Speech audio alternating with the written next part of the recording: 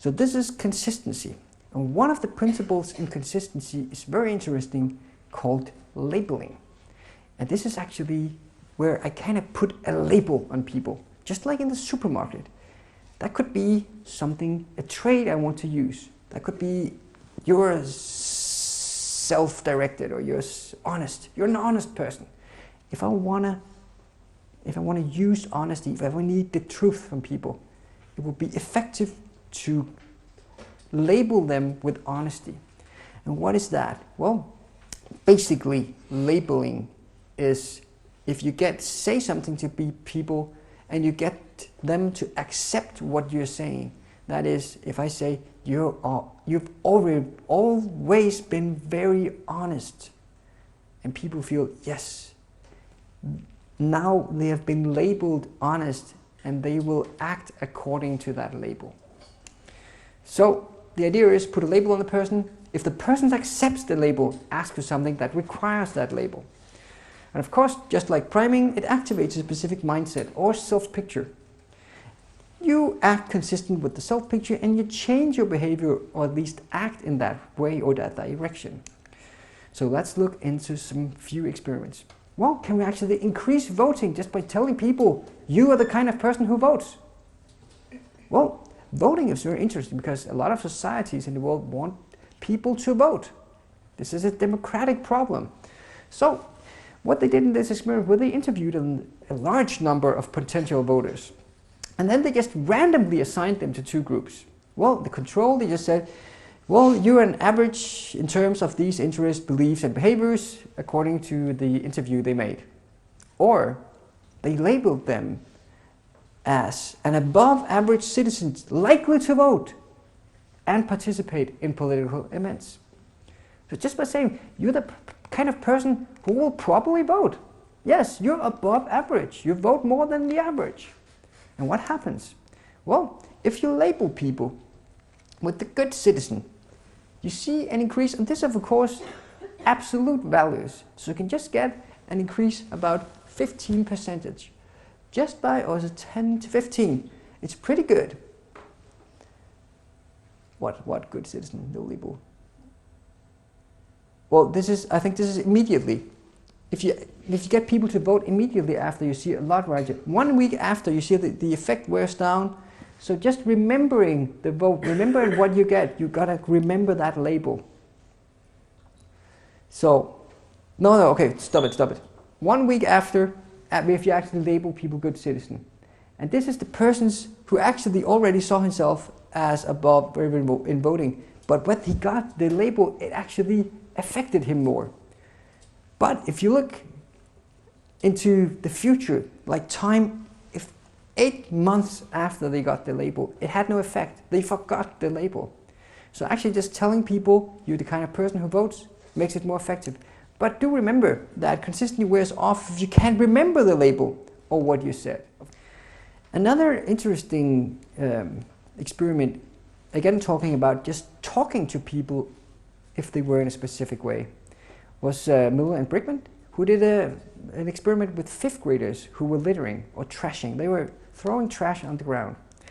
And 5th graders around that age, it's pretty difficult for them to stop doing that. They don't concern about anything, just I just throw my stuff here. So what they did, instead of kind of say, well, now listen, it's environmentally bad and stuff like that, it's gonna look bad.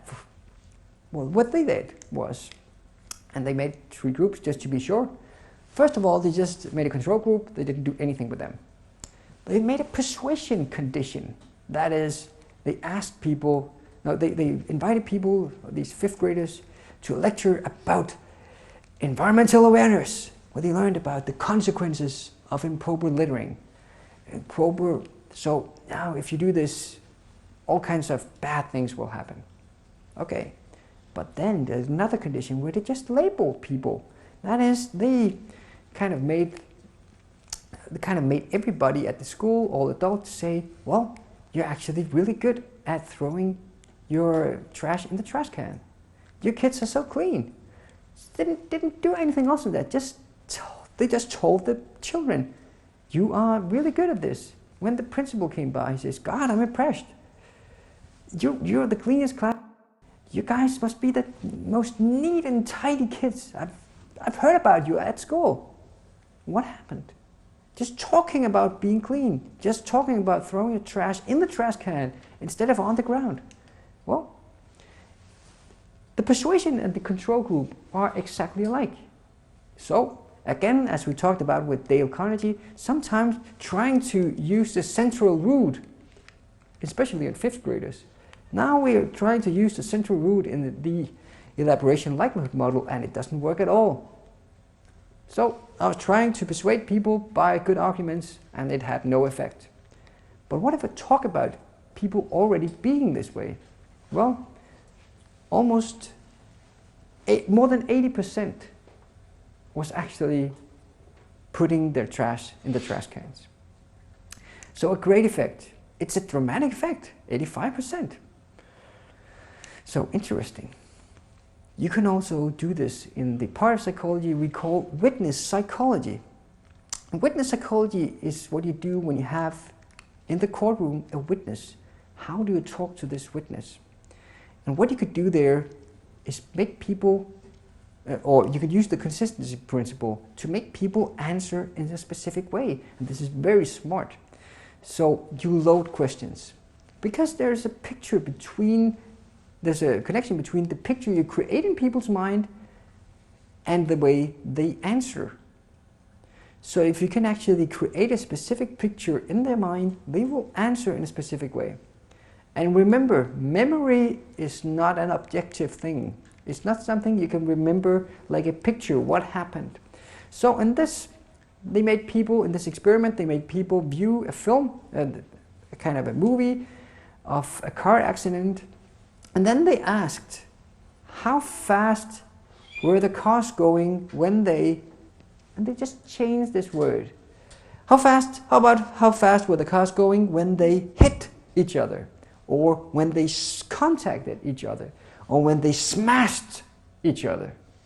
So you can hear the loading of the question, and what happens? Well, if you say contacted, the average answer is a speed of around 13 miles per hour. Whereas if you say hit, it raises, it increases. So it's 34%. Whereas if you say how fast were the cars going when they smashed into each other, it's around 41 miles per hour. So just the idea that you can actually load your questions, affect people's internal picture, makes them change. This is interesting, but what is even more interesting is they are going to be consistent with what they said. So if you come to them a week later, the guys who said, well, 14 miles per hour, and ask them, did you see broken glass? And there were no broken glass. But you asked them, did you see broken glass? People who said had the smash condition, 32% lied. That is, well, they probably didn't lie. They were just creating this picture in their mind because they needed consistency. So now 32% said, yes, there were glass, but there wasn't any glass. So this is all about witness psychology. You were creating pictures in people's mind.